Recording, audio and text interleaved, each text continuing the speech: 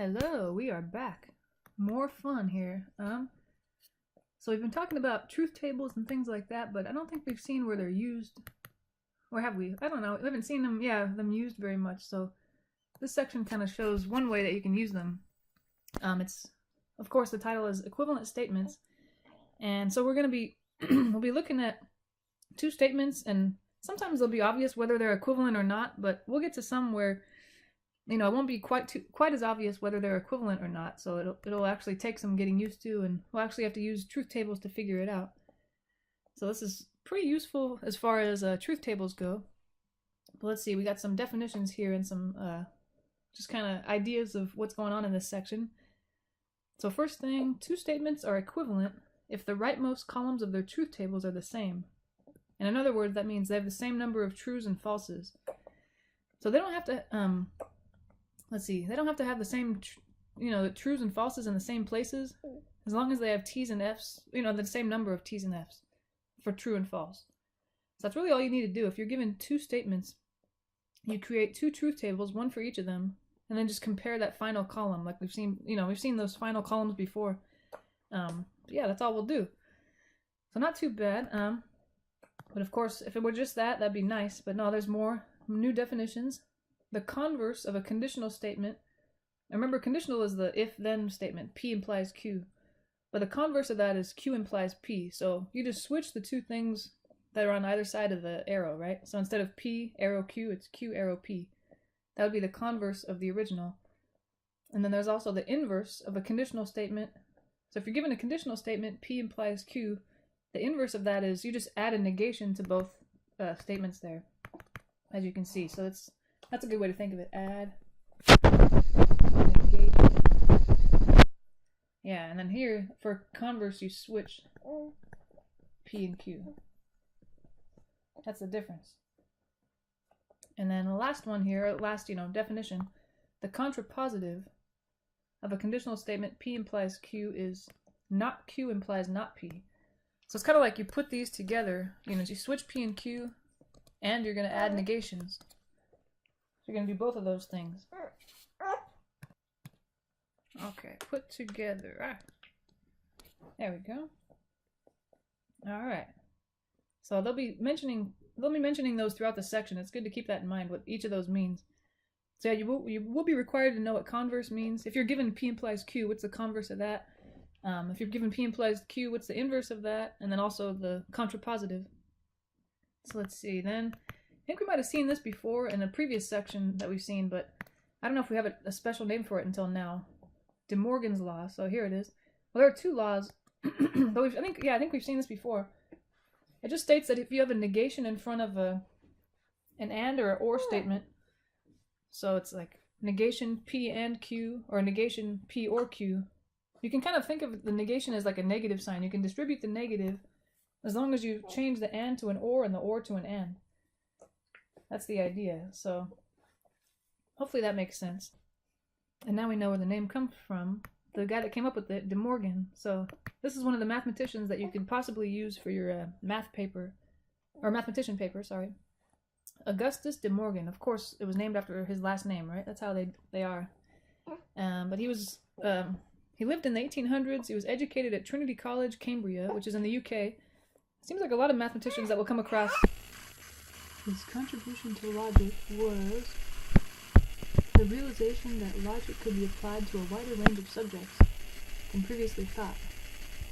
He also came up with two laws that are very useful in symbolic logic. Obviously, those are the ones above. There they are. Okay. So maybe in case it's been a while since we saw those, I'll say kind of a hint on how to remember those. It's using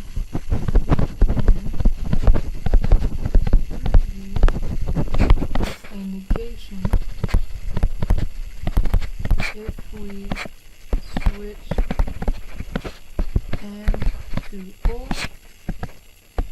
or to and. It's like, yeah, as long as you can distribute the negation as long as you switch from one to the other. It doesn't really matter, which one you're given, as long as you're switching. Okay. So that might help for some of these problems. You never know. But I think that's all we need to know. So just keep in mind the blue highlighted stuff we said. The converse of a conditional statement, P implies Q, is Q implies P. Okay, gotta remember that. The inverse of a conditional statement, P implies Q, is you add negations to either statement. And the contrapositive of a conditional statement is you switch the two and you add negations. So it's both in one kind of swoop. Okay. Let's try this first example. I don't know why I didn't leave a lot of room for this guy. Construct a truth table for the conditional statement P implies Q, its converse, its inverse, and the contrapositive. Are they equivalent? Okay, I'm not sure, why I didn't leave a whole lot of room for that guy. But here, let's try to put it over here. Let's see, why did I not leave a lot of room for that guy? What do we got? So, and of course, there are only two letters here, P, Q. And then what? So what do we say? The conditional statement P implies Q, which we've done before. And then what else? The converse, which was you switch the two, right? P implies P. Alright, and then we'll need one for, what else did they say? The inverse, which is add a negation to both. Okay, and then the contrapositive, last one, is where you switch the two and you put a negation. So Q comes first and then P, and also they both have negations. There we go. Okay. We'll give all the possible ways P and Q could be true and false. They could both be true, one false, vice versa, and then both false. There we go, and then we'll see how this fills out here. Let's see. So if they're both true, then remember we said P implies Q is only false if P is true and Q is false. So we'll be looking for when that happens. When is P, Q, and true false here? Okay, that's the only time it'll be false. Otherwise, it's always true. Alright, Q implies P. So now, since they're switched, now you're saying this is only false when Q is true and P is false. Because it's the one on the left that has to be true and the one on the right that has to be false. So when is Q true and P false? That would be here. There we go. So anytime you have an arrow like that, the statement's only false if the first one, the left one, is true and the right one is false. So now that they've switched, I'm going to want Q to be true and P to be false instead of the other way around.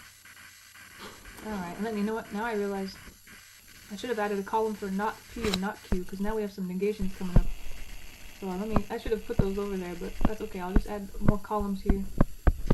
Not P, not Q. Remember, those are just going to be the opposite of P and Q. So since P goes true, true, false, false, not P is going to go false, false, true, true. And not Q, Q went true, false, false. Not Q will go false, true, false, true. Okay. So now that I'm in the next column, that's blank. Let's see, I'm going to try to highlight it here. This guy. So we want to know when is the left, since it's still an arrow, we want to know when the thing on the left is true and the thing on the right is false. That's the only time that these guys are false, these conditional statements. When is not P true and not Q false? That would be right here. I'm circling it over here. That's the only time this guy is false, otherwise it's true. And I actually forgot to fill in the trues of the last one, sorry. And the very last column, of course, what do we have there? It's still an arrow, it's something, if something, then something.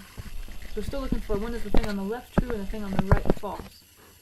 Let me see, when does that happen? When is not Q true and then not P false? That would be the second row here that we're kind of highlighting over on the right, on the left. So the second row is the false, the other ones are all true. So they ask if any of these are equivalent. So let me just look at the ones that they're asking are equivalent. They said here, the conditional statement, is that the exact same?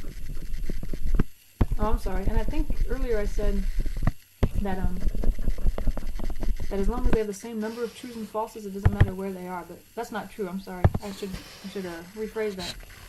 The T's. Oh, thanks. I need a different color. Sorry. Let's see, the T's and F's must be in the same rows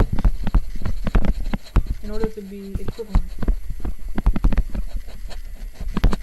So looking at this, okay, which if any of these columns are equivalent?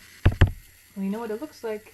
The first and the last are equivalent. The P implies Q, the original guy, and then the not P implies not Q. Those are equivalent. So I can say that. So conditional and the contrapositive are equivalent. Also, the middle two guys look like they're equivalent, right? They have falses in the same place and trues everywhere else. So the, what do we say? The converse and the inverse are equivalent. Inverse are equivalent. There we go. Okay, got it. That might be helpful, actually, keeping that in mind, that a conditional statement and its contrapositive are equivalent. And then the converse and the inverse are equivalent. That might help us later in, in this section. Alright, example 2 says, determine whether the following pairs of statements are equivalent. Okay. So all we really need to do is create a truth table that has each of these in there as columns, and then we'll just see if they have the exact same entries in there. So okay, it looks like there's only two letters, P and Q. I only need those guys. And I have a negation of Q in there somewhere. Let's see, so I better add a negation of Q as one column. There we go. And then what? There's not really a negation of P, because notice here the negation is on the entire statement P implies Q. So before I think about that, I better make P implies Q its own column. And then I'm going to add the negation. There we go. So that kind of built up to that very first statement we're going to test. And then I think the second statement, the P and not Q, there's not really a way to build up to that. It's kind of, I think we already have all the pieces. All we need to do is take the very first column and the third column, P and not Q, and add the word and. I think we're ready. Let's see. How are all the ways that P and Q could be true or false? Could be true, true, true, false, false, true, false, false. That's it. Alright, in the next column, negation of Q, it's just going to be the opposite of Q. So instead of true, false, I'm going to have false, true, there. Alright, the next column is the conditional, so I'm looking for when is the left thing true, P. I want to know when P is true, this guy, and then Q is false, the next guy. That'd be the very second row. So that's the only time this guy is false, because that's the only time I see P true and Q false. Otherwise it must be true. Alright, and the next one, all I'm doing is adding the negation to the last one. So this column is just going to be the opposite of the previous guy. Instead of true, false, true, true, it'll be false, true, false, false. There we go, alright. And then the next one, we haven't seen this in a while, but remember this is an AND statement. AND is only true when both are true. I think we said that. So now I'm going to look back at the columns I was talking about here. P and not Q. When are those both true, if ever? Well, right in the very second row there. Looks like they're both true, but otherwise at least one of them is false. So it's going to be false every other time. So you know what? Now that I compare those two columns, the things that we were trying to compare, negation of P implies Q and P and not Q, they have the exact same entries, don't they? False, false, true, true, false, false, false, false. So my answer would be yes, they are equivalent. Yes. They are equivalent. Except you probably have nicer handwriting than I do. Sorry about that. Actually, right now I have a baby in one hand and this pen in the other, so that's my excuse. Let's see. So we'll do the same thing here, but this one's a little more complicated, obviously, because it has P, Q, and R. So we'll get ready for a larger table. Q, Q, R. So those guys are going to be there for sure. See, and then remember the trick we had before, where it was like, you just do 4 trues and 4 falses for P. 1, 2, 3, 4 true, 4 falses. Alright, and then that'll kind of set the stage for everybody else. Now Q has 2 trues, 2 false, 2 trues, 2 false. So we'll go 2 true, 2 false, 2 true, 2 false. And then R is going to be every other true, false, true, false, true, false, true, false. Alright. Now let's see, I don't see any negations in this, so that would be the next thing I would add as a column, but I think what I would do is the next thing, add something that's in parentheses, because that should come first. So in the first thing I'm supposed to compare, it has a P implies Q in parentheses. And then maybe I'll I'll add the entire thing. P implies Q is what I had before. Now all I have to do is implies R. So that gives me that first statement. The second one has Q implies R in parentheses, so I think I'm going to have a column for that guy alone. And then the very last column would be that entire statement right there that we're supposed to compare. P implies parentheses, Q implies R. There we go. It's beautiful. Let's try to fill this down now. What do we got here? Okay, first thing, P implies Q. Remember that we're looking for one that's true and then false. So I want to know when is P true and Q false. Let me see, it looks like the third row, that's going to be that false. Actually, the fourth one, same thing, another false. Otherwise, though, I don't think that's happening, so it's all true other than that. Okay. Now this is tricky, because the next column, think of it as just one big implication where this is your arrow. I'm going to be looking for when is the thing on the left true, the thing in parentheses, which is actually the previous column. So it's like, so I'm looking for when do I see a true in this column? That's what's on the left of the arrow. And I want to see when I see a false in the thing on the right of the arrow, which is the R column. So I'll be looking for a true in the blue column that I've highlighted, and then false in the yellow column. I think I see that here. There's a true in the blue and a false in the yellow. Anywhere else? Oh yeah, down here and here too. But I think that's it. Let me make sure. Yep, I think those are the only times where the previous column is true and the previous one before that is false. Otherwise, it's true. Okay. Now the next column, Q implies R. We're gonna again do kind of a similar thing. We're looking for when the thing on the left is true and the thing on the right is false. So when is Q true and R false? What is that? Looking back at those columns, it looks like right in the second row we have that going on, right? Yeah. Here, let me use a different color to highlight it. Right here, we have a true and a false for Q and then R. And then down here too, there's another true and then false. It has to be in that order. You want the thing on the left to be true and the thing on the right to be false. So here's another false. Otherwise, though, I don't have that combination, so it's going to be all true other than that. Okay, last column. I think we're getting somewhere. So we got another arrow. We're thinking of the arrow in the middle as the big arrow. We want to look for when is the thing on the left true, that's P, the very first column there. And then the thing on the right false. That's the very last column we just wrote. So we're looking for when is this true and this false. Does that ever happen? It's kind of, they're far away from each other, but I do see that right here in the second row I have that going on. Anywhere else? I think that's it. Yeah, I think otherwise I don't see a true in P and a false in the previous column. I think that's it. Otherwise, other than that, it's true all the way around.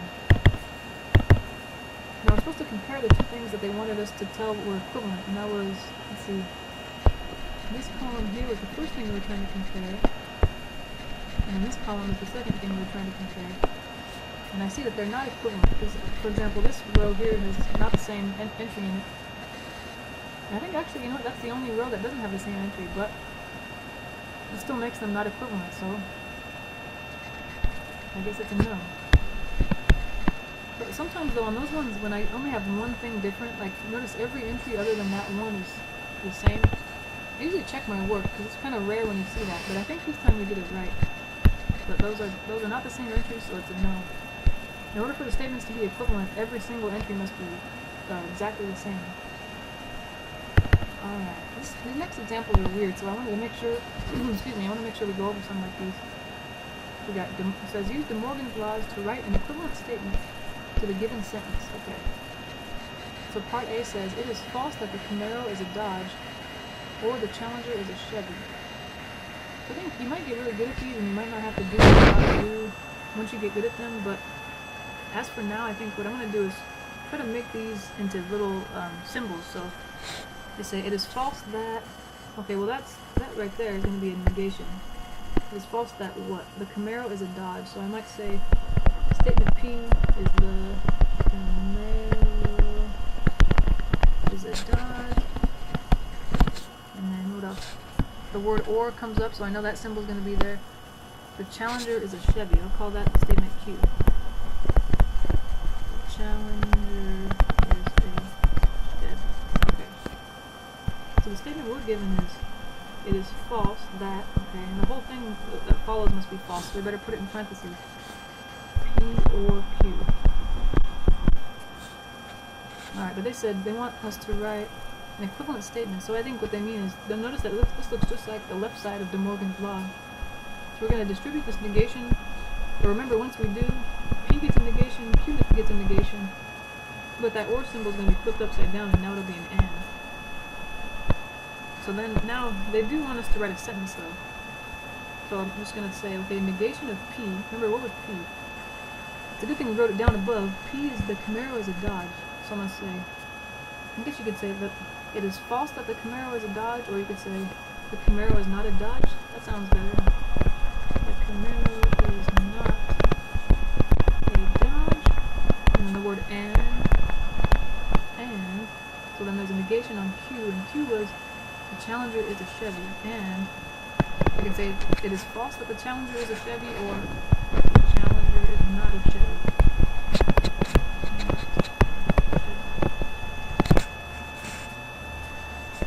That's it. But if you want, you can always let's see. I think if you're really good, you can just see that the statement itself, the one that was given, it's false in front of two things with an OR. So if you want, you can just take the false away, change the OR to an AND.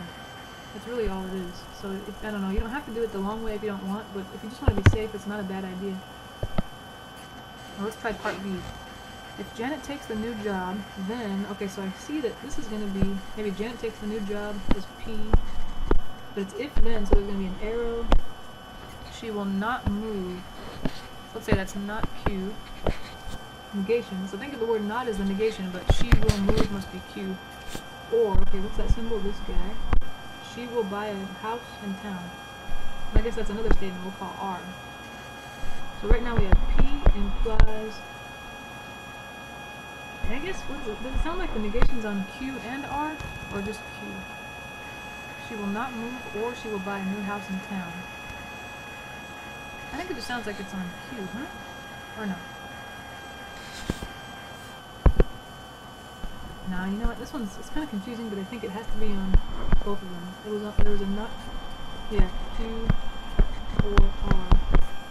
Otherwise, because if there was no parentheses, De Morgan's law wouldn't even apply anyway, so there has to be parentheses. We distribute that negation, but keeping in mind that OR will change to N, not Q and not R. Okay, and I'm putting this in parentheses just to show that P implies that entire thing. It's not like, if I didn't put parentheses, it would look like P only arrows to negative, or not Q. But not R is, you know, maybe not involved, but it should be involved. Everything to the right of the arrow should be implied by P. So okay, I think we got that. Let's see if we can phrase that out loud. P was the statement, Janet takes a new job, so that hasn't changed. Janet takes, well I guess we should say if, because there's still an arrow. If Janet takes a new job, then, okay, not Q, what was Q again? She will not move, then, yeah, I guess we could say the same thing, it was already a negation.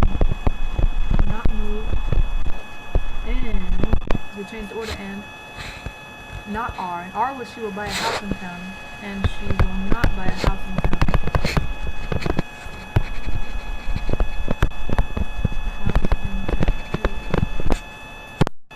Beautiful. I think that's it. Yeah, alright. Example 4 might be a little different. It says, use the fact that P implies Q is equivalent to not P or Q to rewrite the following. So I guess we're going to be either given something that's like this guy, if then, if blah, then blah. Or it's going to be not something or something. For part A, the Foo Fighters will practice or... Alright, it's got the word or in it, so it's got to be this thing on the left, or sorry, on the right here. Foo Fighters will practice or they will not sound good. Let's see, and you know what? This is kind of a good time to point out that this is...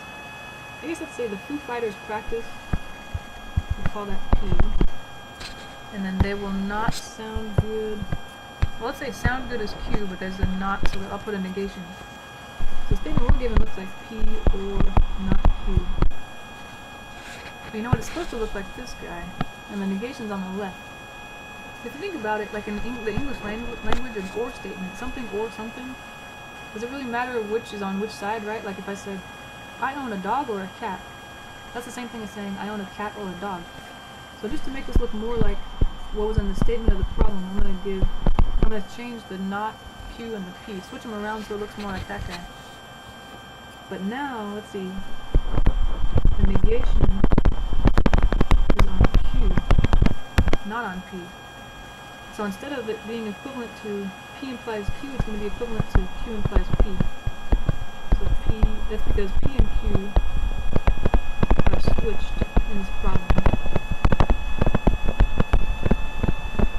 So since they said it's equivalent to this guy, it's equivalent to that, but since P and Q are opposite, I'm going to make them opposite there too.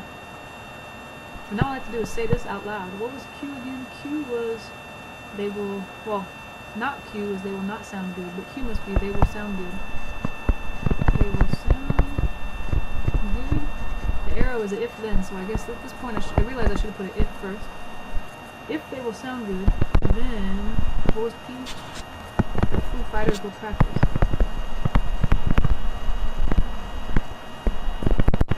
You know what, you could probably say, then the Foo Fighters practiced. It's up to you. Either will practice or practice. It sounds better than practice, like past tense. You know, like if I said, oh, they sound good, it probably means they practiced before, not right now. I don't know. What do we get? Part B. If Weezer is not on the radio, I better start thinking about what that means. It looks like an if-then statement, so it's going to be something implies something, and then a not, so it's negation of P maybe, implies Ollie is working. Well, there's no not, and it's not negative, so I'm just going to call that Q. So what does that sound like? Maybe, since there's an arrow, let's see. Yeah, these types of problems, it's either going to be, you're given something that's an implication, like this guy, blah implies blah, or something with an or in it. I don't have an or in this statement, so this must be the implication. So remember they said that P implies Q is equivalent to not P or Q. So what we're given is almost like this guy, except there's a negation on P. So all I have to do is write this thing, but negate P again. P, so it's going to be, there was already a negation, but now there's another negation. Yeah, so that's how I would think of it is, compare what you're given, like this, not P implies Q, to what you kind of want it to look like, P implies Q, and say, well, what's the difference? Well, P has a negation. Well, then if you want to write something else like this guy down here, all you have to do is make sure it has a negation.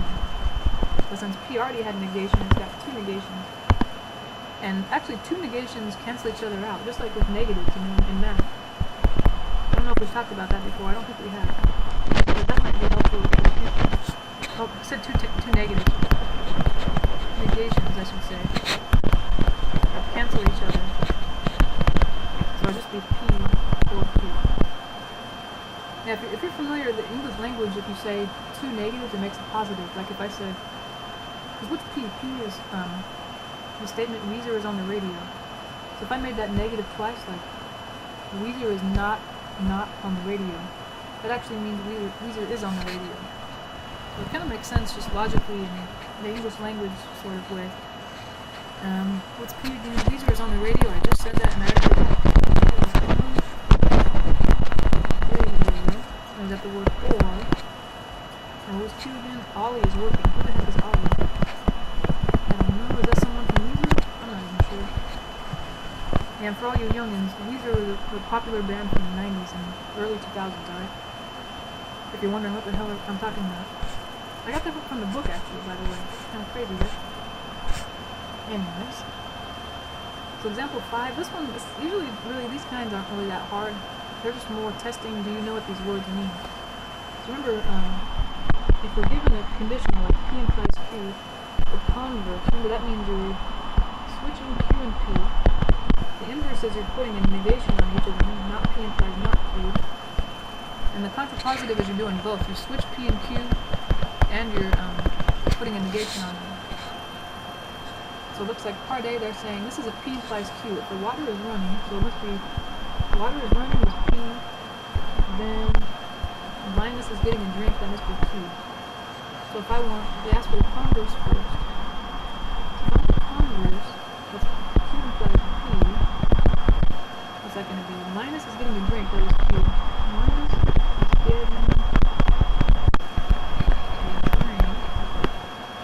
implication again, so I have to put an if. I always forget.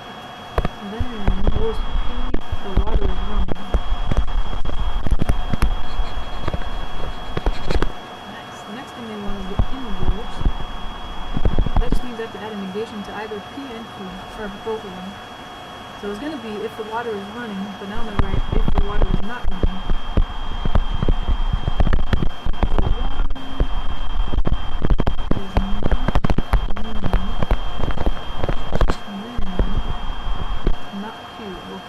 Linus is getting a drink. I'm going to say the negation of that. Linus is not getting a drink.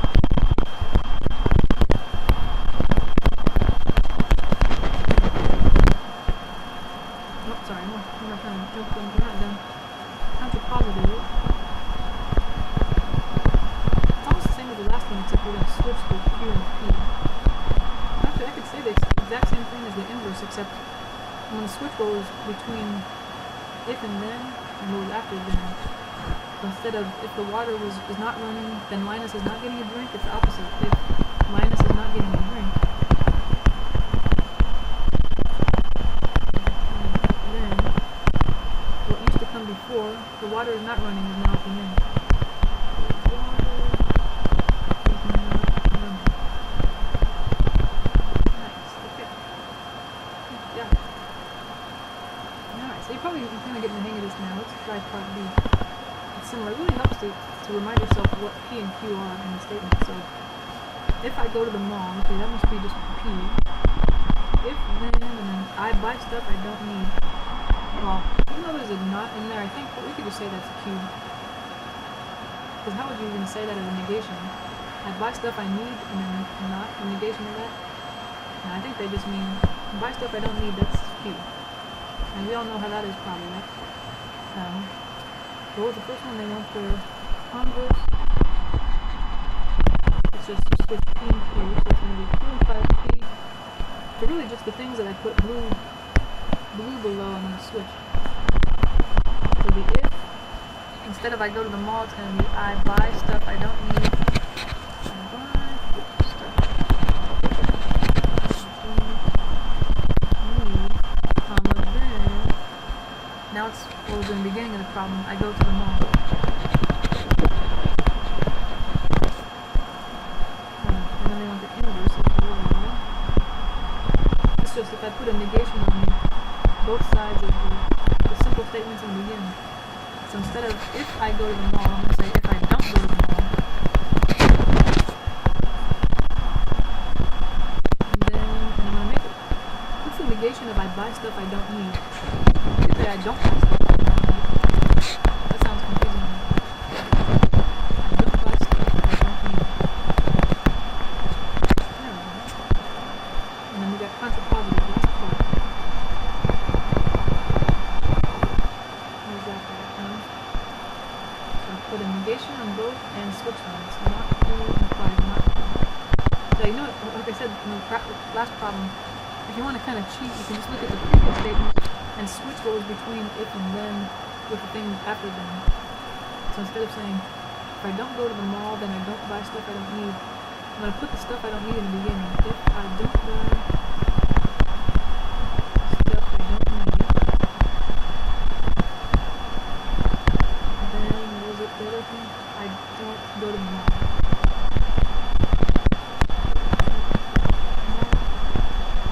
Say I didn't go to the mall, past tense. It kind of depends how good you are with English, I guess, the English language. Okay.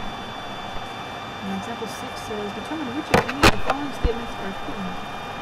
Oh, so this is tricky. Remember when we said to determine if statements are equivalent, you have to make a truth table. So what we're going to have to do here is make simple statements P, Q, and R maybe, or just P and Q, and then make a truth table for each of these guys. So let's see, statement 1, if Tim is the director, then John is the actor. So let me see, I'm going to say, let's say Tim is the director is statement P. It's an if-then, so it'll be arrow, and then John is the actor, let's say that's statement Q. Okay, step 2, or, statement 2 says, Tim is not the director. Well, that was P, but with a not, so I'm going to call that negation of P. Or, that's the symbol of this guy. Johnny is not the actor. Well, I don't think I meant to put Johnny, sorry. John and Johnny are meant to be the same thing. not an actor. Okay, we said Johnny is an actor is Q, so Johnny's not an actor must be not Q. Okay, so then statement 3, it is false. Okay, that means negation, that Tim is the director. And since they say it's false in the beginning, I think they mean that negation's on everything. Tim is the director is P, and the symbol and is this guy. John is not the actor is not Q. It is false that Tim is the director and John is not the actor. Alright, so all I need to do now is create a truth table with all the letters that I see, and I've only used P and Q. I guess if there was another simple statement I might need an R, but thankfully I don't need that. Alright, then I'm going to try to build up to each of the 3 statements that I have there. For the very first one, number 1, P implies Q, there's not really much I can do to build up to that, that's about it. So I'll just leave that as is.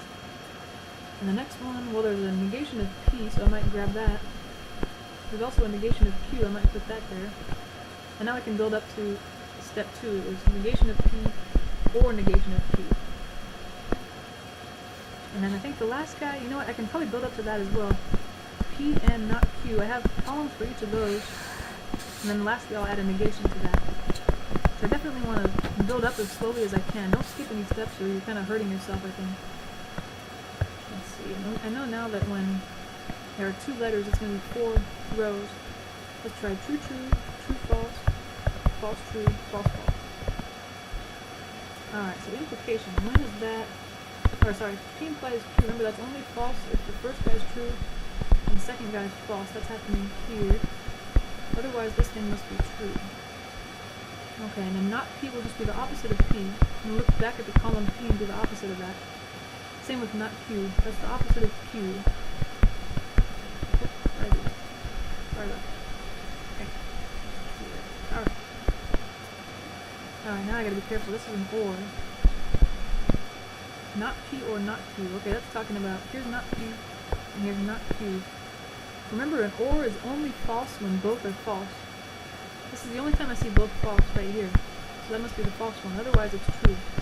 Yeah, remember OR, it's hard for it to be false. You have to be both things are false. It's the AND that's hard to be true. And the next one, this is AND. Okay, this is the one that's hard to be true. It has to be both are true. And look back at the columns P and not Q. Where are those guys? P is way in the beginning. Zoom out a little bit here. This guy. And then not Q is this column. Remember we said AND, it's only true when both are true. I want to see when is this column true and this column true. I think the very second one, huh? They're both true, otherwise well, at least one of them is false. So there we go. Okay, I think we got it. And on the very last column, we're just going to be negating the previous thing. So I'm just going to do the opposite. It was false, true, false, false. Now it's going to be true, false, true, true. Okay. So we're supposed to compare the 3 final columns, because those were the things we were... Oh, no, sorry. What were we trying to compare here? P implies Q, that was this, where to go? Way over here.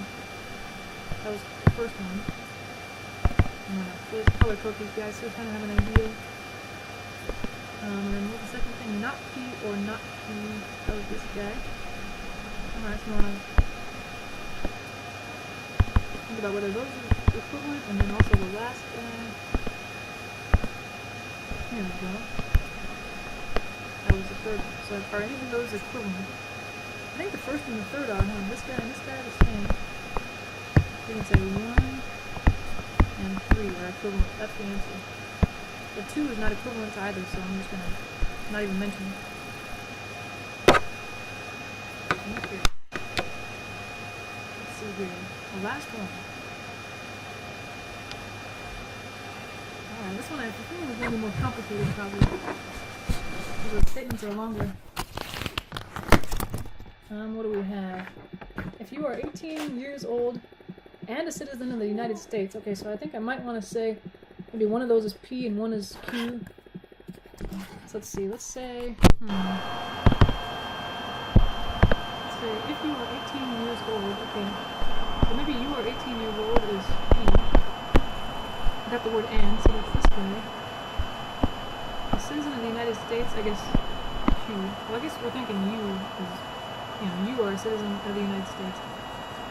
Then, alright, that's the arrow. You can vote in the presidential election. Let's call that, well, that's different, so we'll call that R. So, okay, it looks like, and from the sounds of it, it sounds like P and Q together imply R, not one or the other. If you're 18 years old and a citizen of the United States, then you can vote. Yeah, so be careful. I think both of those together only imply the thing after the word then. So get that. Okay, then. Next statement, you can vote in the presidential election. Which one was that? That was R. So the second statement, R. If and only if. Ooh, remember that guy's the arrow going both ways. You are a citizen of the United States. That was Q. And you are 18 years old. That was P.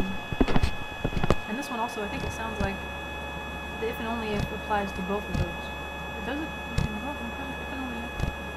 Yeah, because there's a comma. Now, usually a comma implies that the thing on the left and the thing on the right are implying each other, the entire thing. In the third statement, you cannot vote. Okay, which one would you can vote? That was R, huh? So we cannot vote, that's a negation on R. In the presidential election, or, what was that guy? This symbol. You are 18 years old, that was P. And you are not a citizen of the United States, that was not P. So do you think I need parentheses? Yeah, because there's a comma. Okay, there's a comma there, that means usually parentheses around any two statements put together with an and or or. Alright, so I think I see what we're trying to compare here. We got this guy. And maybe like the last time, it kind of helped the color coding. So let's call this guy a blue guy. And we'll do pink for the last one. Is that pink or purple? I don't even know. Where'd he go? Come on, dude. Oh, that didn't help. Red and purple. Not a smart move. Maybe I should do right on top of it now. So not R. Oops, not R. Or P and not R. Make a little table here. Actually, it's going to be a big table, so I better be really careful and write small. P, Q, R, they're all going to have their own column. Gotcha, gotcha. Alright. And I kind of, after doing this, a lot of times I just memorize that there's eight rows below. 1, 2, 3, 4, 5, 6, 7, 8. I made that way too big. But oh well, okay. And what do we have now? I see the very last one has negation on R and negation on who else? Q. Nobody has a negation on P now, so I guess I don't need that. What else do we have? In parentheses on the first one, and these don't have to be in this order, just kind of what I'm noticing them in. I see a P and Q. We'll probably need a column for that. In the second one, I see in parentheses there's Q. Wait, Q and P is the same as P and Q. Okay, so you know what? Q and P, I'm just going to say, see this. It's the exact same thing. Yeah, when you have something on either side of and, or something on the other side of or, you can switch them and it won't change it. Is that really right, though? You're a citizen of the United States and you're 18 years old. Yeah? Okay. Sure. Alright, so then in the third one I see P and not Q is in parentheses. I think after that though, there's not much left to do except just say the whole statements that we have in all those.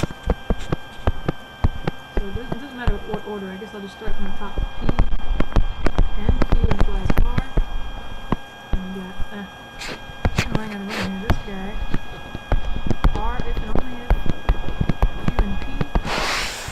And the very last guy, not R and or, and not. There we go. Okay, let's test this guy. This is a big table. We know how to start it off. P has 4 trues, Q has 4 falses. Q has 2 of each, over and over. And then R has 1 of each, over and over.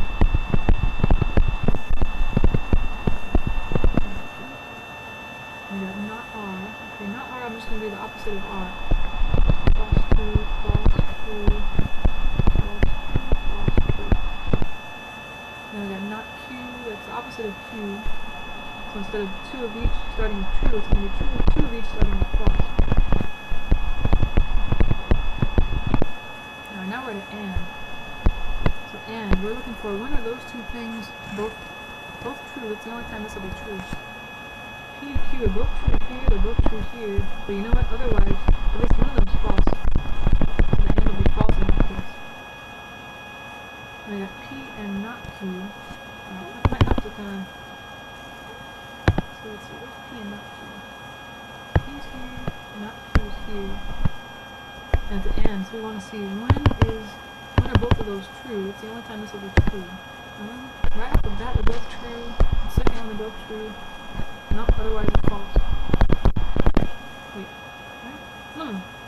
I'm sorry, I was looking at the wrong thing. This is false. When are they both true? Here, here as well. Sorry, false.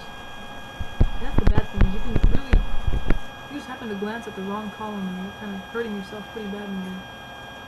Wait. Screw that up. Yep. Should be false, false. So I'm looking at this guy. When are they both true? Only in the third one, here we go. And the fourth one. But I think other than that, they're all false. So there's two truths and they're right next to each other. And the next guy, P and Q implies R. So we'll be looking at, here's P and Q. So we want to know when is that true. Remember, this is an implication, so we're looking for when is the thing on the left true and the thing on the right false. So when is this guy true and this guy false. That's what we want. Right off the bat, that's the way it's going, huh? You get a true here and a false here. Anywhere else, that's about it. Otherwise, it's not true, false. Oh no, sorry, dang it. That's the only time this thing's false, huh? I'm sorry. I forgot. The conditional statement, if then, is only false when the thing on the left is true and the thing on the right is false. That's what we're looking for.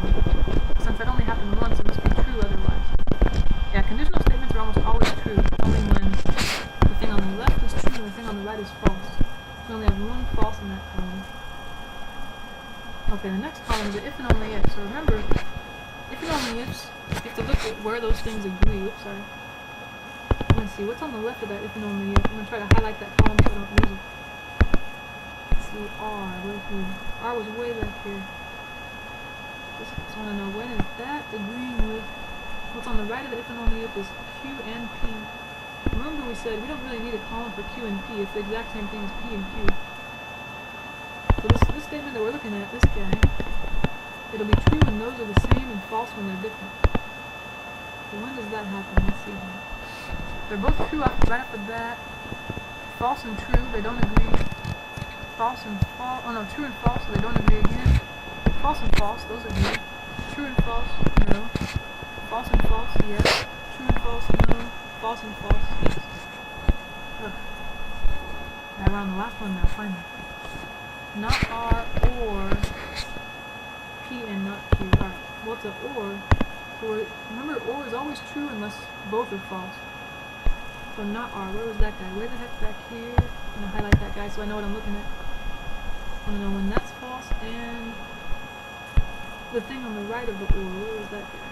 P and not Q. Where did I put that? Right here. Here we go. So we want to know when are those both false. That's when this guy will be false.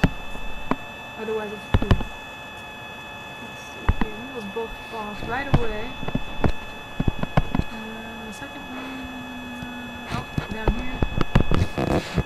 Anywhere else? No, I think that's the only time they're both false. After all that, I kind of forgot what we were trying to do.